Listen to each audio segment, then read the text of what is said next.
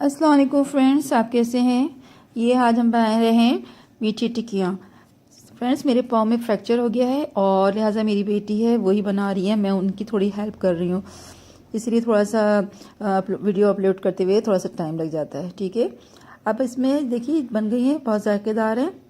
इसमें हमने लिया है मैदा, 2 कप मैदा लिया है, फिर सूजी ली है 6 टेबल स्पून, पिसी हुई चीनी ली है 8 टेबल स्पून, छोटी इलायची ली है और ये नारियल क्रश किया हुआ भी लिया हुआ है, और छोटी इलायची ली है हमने 1 टेबल स्पून, जिसमें हमने बड़ी इलायची भी पीस कर डाली है।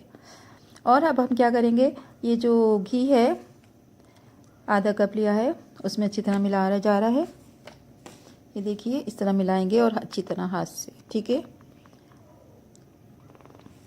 फिर इसको दूध से गूंदेंगे, आप चाहें तो दूध से बनाइए या फिर पानी से। और घी देसी घी डाला है, उसका टेस्ट बहुत अच्छा होता है, खुशबू भी अच्छी होती है। अगर आपके पास देसी घी नहीं है तो आप एक काम करिए, जो फ्राई करते हैं तो आप दूसरा घी और उसमें थोड़ा सा देसी घी भी शामिल कर सकते हैं, तो उसका भी टेस्ट अच्छा हो जाता है, खुशबू भी आती है। फिर इसमें हमने डाला मैदा डाल दिया, फिर सूजी, पिसी हुई चीनी डाल दी और इसको अच्छी तरह मिक्स कर रहे हैं। ये देखिए अच्छी तरह मिक्स हो रही है, हाथ से दबा दबा के। घी है और चीनी, छोटी इलायची और नारियल क्रश किया हुआ, ठीक है। अब इसमें हम शामिल करेंगे दूध। ये दूध थोड़ा सा शामिल कर दिया है, थोड़ा थोड़ा करके बिल्कुल शामिल किया जा रहा है, और उससे ये इसका मैदे को का डो बनाएंगे, ठीक है। आप चाहें तो पानी भी शामिल कर सकते हैं। ये देखिए कितना अच्छा बन गया, बहुत सॉफ्ट बन रहा है। सॉफ्ट से मतलब बहुत अच्छा स्मूथ। इस पर ऑयल घी लगा के हम 15 मिनट तक छोड़ देंगे, फिर दोबारा इसको फिर डो बनाएंगे। देखिए बन गया। इसके बाद इसकी रोटी सी बनानी है। एक पैन में हमने घी डाला फ्राई करने के लिए। ये देखिए इसको इस तरह कटिंग करके और फ्राई करना है, ठीक है। अगर आपने मेरा चैनल सब्सक्राइब नहीं किया तो सब्सक्राइब कर लीजिए, बेल आइकन को क्लिक कर लीजिए, ताकि आपको रोज़ की वीडियो से फ़ौरन अपडेट मिलती रहे। ये देखिए इस तरह किया, और इसमें फ्राई जो कर रहे हैं ऑयल हमने घी गरम किया, इसमें डालना है। बहुत ही खस्ता, बहुत ही टेस्टी, खुशबूदार बनती है। आप लोग ज़रूर बनाइएगा, फीडबैक दीजिएगा कैसे बनी।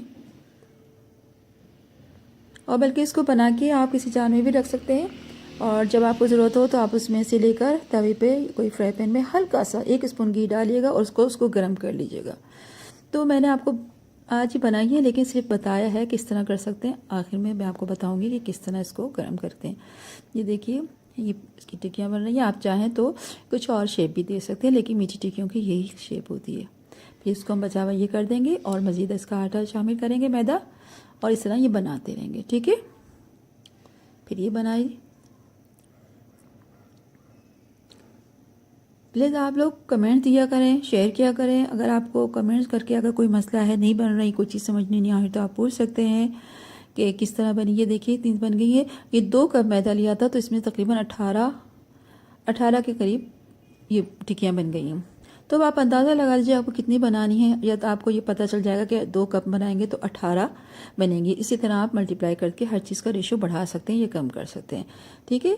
अब मैं आपको इस तरह दिखा रही हूँ कि जैसे ये बन गई है ना। अब 2-3 दिन के बाद, 4 दिन बाद, 6 दिन बाद अगर ज़्यादा बना लिया आपने, तो उसको तवे पे फ्राई पैन में थोड़ा सा घी डालेंगे और उसको एक एक करके हल्का सा गर्म कर लेंगे।